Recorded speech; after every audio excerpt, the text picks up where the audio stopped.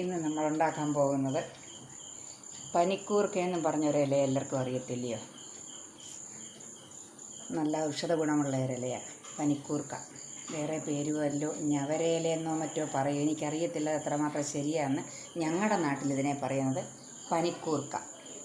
അപ്പോൾ ഈ പനിക്കൂർക്ക ഇലയുടെ ഒരു ബജിയയാണ് ഞാൻ ഉണ്ടാക്കാൻ പോകുന്നത്.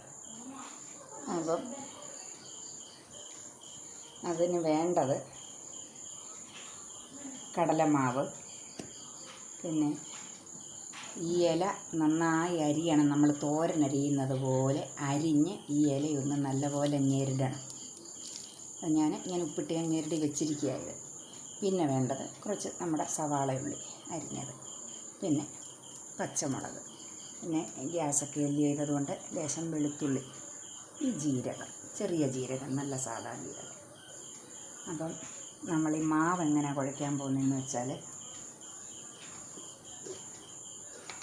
ആദ്യം മാവെടുത്തു, അതിലേക്ക് ലേശം ഉപ്പിട്ടു,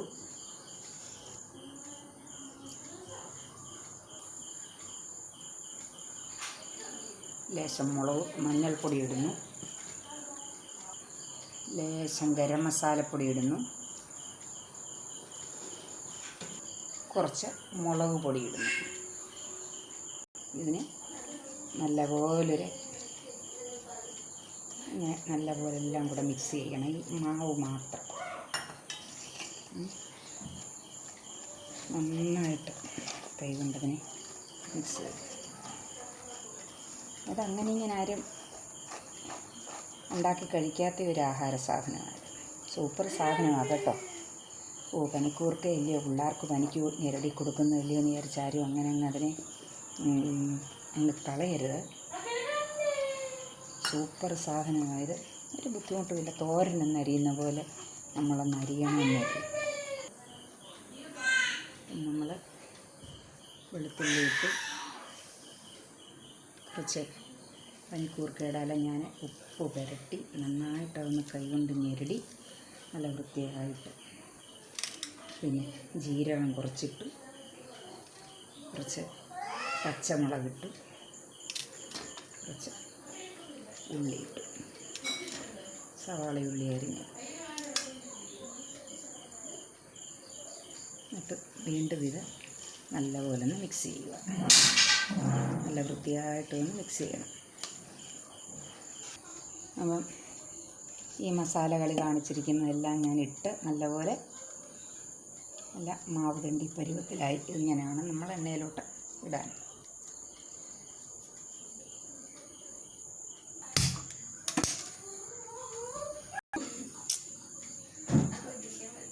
നമ്മൾ വെളിച്ചെണ്ണ ഒഴിച്ചു കൊടുക്കുന്നു.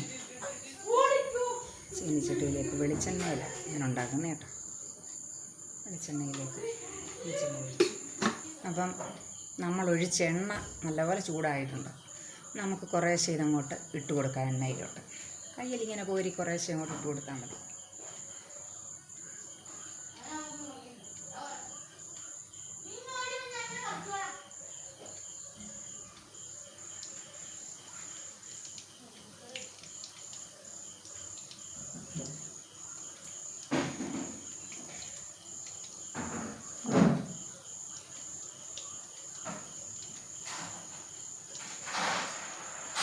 ഇങ്ങനെ കുറേശ്ശെ അങ്ങോട്ട് ഇട്ട് കൊടുത്ത്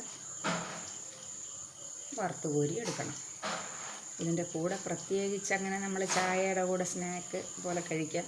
പക്ഷേ പിന്നെ ഞാൻ ഇന്നലെ വറുത്ത ആ പച്ചമുളക് എല്ലാവരും കണ്ടു കിട്ടുണ്ടല്ലോ, ആ പച്ചമുളക് ഇതിൻ്റെ കൂടെ ചിലർ കഴിക്കും, ഒരുപാട് എരിയൊക്കെ വേണ്ട.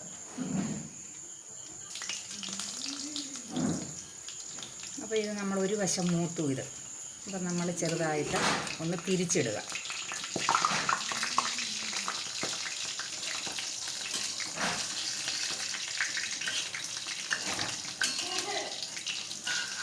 പനിക്കൂർക്കയുടെ ഇല ഇപ്പോൾ ഇത് ഒരു വശം മാത്രമേ മൂത്തിട്ടുള്ളൂ, കണ്ടോ, പച്ചയായത്.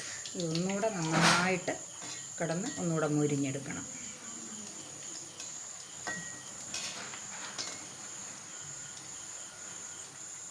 ബജിയ ഏകദേശം വളരെ നന്നായിട്ട് മൂത്ത് റെഡിമണിയായിട്ട് വന്നിരിക്കുകയാണ്.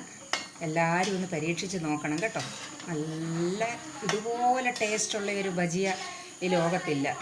പിന്നെ അപ്പോൾ ഈ ഇലയ്ക്ക് ഈ നമ്മുടെ ഈ പനിക്കൂർക്കയുടെ ഇലയ്ക്ക് ഗുജറാത്തികളൊക്കെ പറയുന്നത് എങ്ങനെയാണെന്നറിയാം, ഹിന്ദിക്കാർ മൊത്തത്തിൽ പറയുന്നത്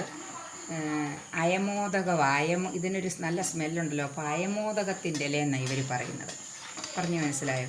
നല്ല രസമാണ്. ഇങ്ങനെയാണ് ഞങ്ങൾ ഉലുവായുടെ ഇലയിട്ട് ഞങ്ങളിങ്ങനെ ബജിയ ഉണ്ടാക്കും. അപ്പോൾ നമ്മുടെ പനിക്കൂർക്കയുടെ ബജിയ വളരെ നന്നായിട്ടുണ്ട്.